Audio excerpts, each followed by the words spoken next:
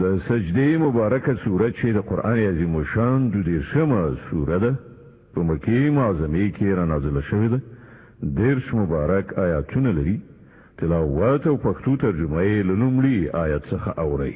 بسم الله الرحمن الرحیم.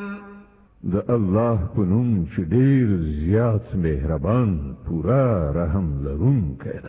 الف لام میم.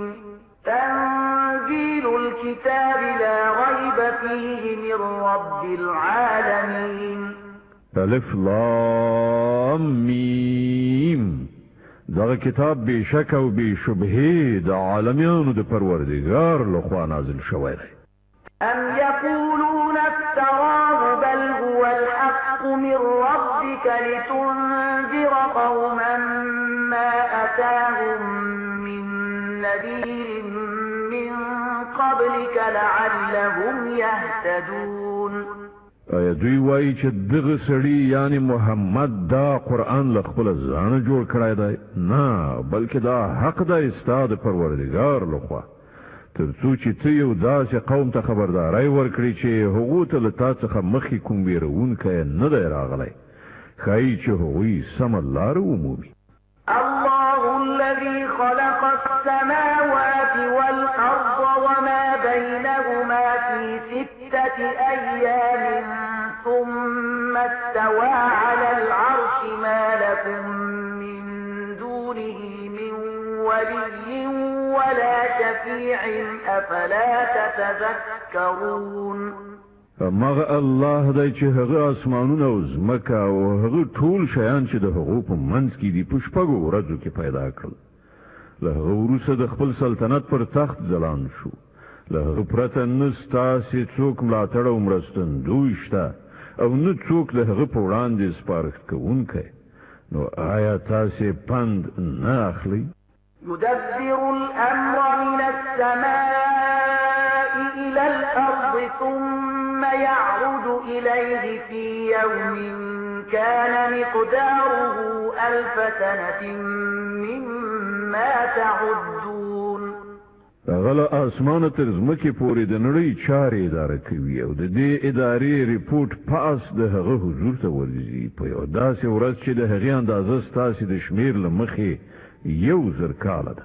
ذلك عالم الغيب والشهادة العزيز الرحيم الذي أحسن كل شيء خلقه وبدأ خلق الإنسان من طين ثم جعل نسله من سلالة من ماء مهين.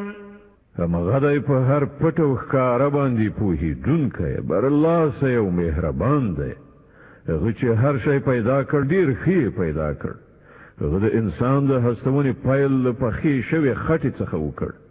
بیا یې د هغه زوزات له یوې داسې څڅنده جوهر څخه پیدا کړ چې د حقیرو اوبو په څېر دی. ثم سواه ونفخ فيه من روحه وجعل لكم السمع والأبصار والأفئدة قليلا ما تشكرون. بیا یې هغه ته سمون ورکړ، هغه یې بې عیبه بې نیمګړتیا جوړ کړ او په هغه کې د هغه روح پوکړ او تاسو ته یې غوږونه درکړل، سترګې یې درکړې او زړونه یې درکړل. تاسې بیخي لږ شکر ویستونکي یې. وقالوا أئذا ضللنا في الأرض أئنا لفي خلق جديد بل هم بلقاء ربهم كافرون. او دغه خلک وایي کله چې موږ په خاوره کې ګډوډ شوي اوسو نو آیا موږ به بیا له نوي سره پیدا کړی شو؟ اصلي خبره دا ده چې دوی له خپل پروردګار سره یو ځای کېدل نه مني. قل يتوفاكم ملك الموت الذي وكل بكم ثم إلى ربكم ترجعون. دوی ته ووایه د مرګ هغه پرښتې چې پر تاسې معزفه کړی شوې ده تاسې به په پوره بشپړه توګه تر خپلې قبضې لاندې راولي او بیا به تاسې د خپل پروردګار لوري ته راوګرځول شئ. ولو ترى إذ المجرمون ناكسوا رؤوسهم عند ربهم ربنا أبصرنا وسمعنا فارجعنا نعمل صالحا إنا موقنون. کاش کې ته ووینې هغه وخت چې دغه مجرمان ځوړند سره د خپل پروردګار په وړاندې ولاړ وي. په هغه وخت کې به دوی وایي ای زمونږ پروردګار مونږ خو ولیدل او وامو وریدل، اوس مونږ بیرته ولېږه تر څو مونږ نیک عمل وکړو. اوس زمونږ باور راغلی دی. ولو شئنا لآتينا كل نفس هداها ولكن حق القول مني لأملأن جهنم من الجنة والناس أجمعين. په جواب کې به وویل شي که مونږ غوښتلی نو لا پخوا به مو هر نفس ته د هغه هدایت ورکړی، خو زما هغه خبره تر سره شوه چې ما ویلي وو چې زه به دوزخ د پیریانو او انسانانو ټولو څخه ډک کړم. فذوقوا بما نسيتم لقاء يومكم هذا إنا نسيناكم وذوقوا عذاب الخلد بما كنتم تعملون. نو اوس د خپل دغه عمل خوند وڅکئ چې تاسې د دغې ورځې ملاقات هیر کړ. مونږ اوس تاسې هیر کړي یاست، نو وڅکئ د خپلو کړو په مجازات کې د همیشني عذاب خوند. د دې آیت په اوریدلو سره یوه د تلاوت سجده واجبه کیږي. إنما يؤمن بآياتنا الذين إذا ذكروا بها خروا سجدا وسبحوا بحمد ربهم وهم لا يستكبرون. زمونږ په آیاتونو باندې خو هغه خلک ایمان راوړي چې دغه آیاتونو په اورولو سره چې کله هغو ته نصیحت کیږي نو په سجده پرې وځي او د خپل پروردګار له ثنا ستاینې سره د هغه پاکي بیانوي او لوی نه کوي. تتجافى جنوبهم عن المضاجع يدعون ربهم خوفا وطمعا ومما رزقناهم ينفقون. اړخونه یې له بسترو څخه بیل وي، خپل پروردګار ته له ویرې او هیلې سره خپله غوښتنه وړاندې کوي او څه روزي چې موږ هغو ته ورکړې ده له هغې نه د خدای په لار کې لګښت کوي. فلا تعلم نفس ما أخفي لهم من قرة أعين جزاء بما كانوا يعملون.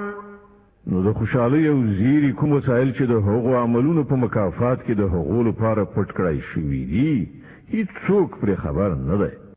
أفمن كان مؤمنا كمن كان فاسقا لا يستوون. نو آیا دا کېدای شي چې څوک چې مؤمن وي هغه د هغه چا په څیر شي چې فاسق وي؟ دغه دواړه نشي برابرېدای. أما الذين آمنوا وعملوا الصالحات فلهم جنات المأوى نزلا بما كانوا يعملون. کوم کسانو چې ایمان راوړی دی او غوره عملونه یې کړي دي د هغو لپاره خو د جنتونو استوګنځای دی د میلمستیا په ډول د هغو د عملونو په بدل کې. وأما الذين فسقوا فمأواهم النار كلما أرادوا أن يخرجوا منها أعيدوا فيها وقيل لهم ذوقوا عذاب النار الذي كنتم به تكذبون. او کوم کسانو چې فسق غوره کړی دی د هغو هستوګنځای دوزخ دی.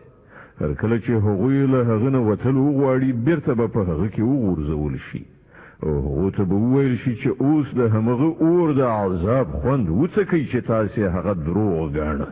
ولنذيقنهم من العذاب الأدنى دون العذاب الأكبر لعلهم يرجعون. له هغه لوی عذاب نه مخکې به موږ په همدې دنیا کې د یو نه یو واړه عذاب خوند په دوی باندې څکو، ښایي چې دوی د خپلې سرکشۍ له کړنلارې نه راواوړي. ومن أظلم ممن ذكر ذكر بآيات ربه ثم أعرض عنها إنا من المجرمين منتقمون. او له هغه نه به لوی ظالم څوک وي چې هغه ته د هغه د پروردګار د آیاتونو په وسیله نصیحت وشي او بیا هغه له هغو نه مخ واړوي. له دغسې مجرمانو نه مونږ غچ اخیستونکي یو. ولقد آتينا موسى الكتاب فلا تكن في مرية من لقائه وجعلناه هدى لبني إسرائيل. لدین مخکې مونږ موسی ته کتاب ورکړی دی، نو باید د همغه شي په درکول کېدو کې ستا څه شک نه وي. هغه کتاب مونږ د بني اسرائیلو لپاره هدایت ګرځولی و. وجعلنا منهم أئمة يهدون بأمرنا لما صبروا وكانوا بآياتنا يوقنون. او کله چې هغوی صبر وکړ او زمونږ په آیاتونو باندې باور وکړ، نو په هغو کې مونږ داسې لارښوونکي پیدا کړل چې زمونږ په امر یې لارښوونه کول. إن ربك هو يفصل بينهم يوم القيامة فيما كانوا فيه يختلفون. په یقیني توګه به همدا ستا پروردګار د قیامت په ورځ د هغو خبرو فیصله وکړي چې په هغو کې بني اسرائیلو په خپلو منځو کې سره اختلاف کړی دی. أولم يهد لهم كم أهلكنا من قبلهم من القرون يمشون في مساكنهم إن في ذلك لآيات أفلا يسمعون. او آیا دغه خلکو ته په دغو تاریخي پیښو کې کوم هدایت نه دی په برخه شوی چې له دوی نه مخکې مونږ څومره قومونه هلاک کړي دي چې د هغو په مینو کې نن ګرځي راګرځي؟ په دې کې غټې نښانې دي. آیا دوی نه اوري؟ أولم يروا أنا نسوق الماء إلى الأرض الجرد فنخرج به زرعا تأكل منه أنعامهم وأنفسهم أفلا يبصرون.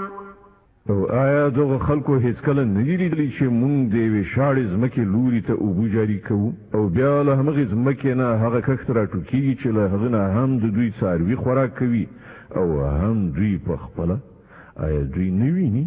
ويقولون متى هذا الفتح إن كنتم صادقين. دغه خلک وایي چې دغه فیصله به کله وي که تاسې رښتیني؟ قل يوم الفتح لا ينفع الذين كفروا إيمانهم ولا هم ينظرون.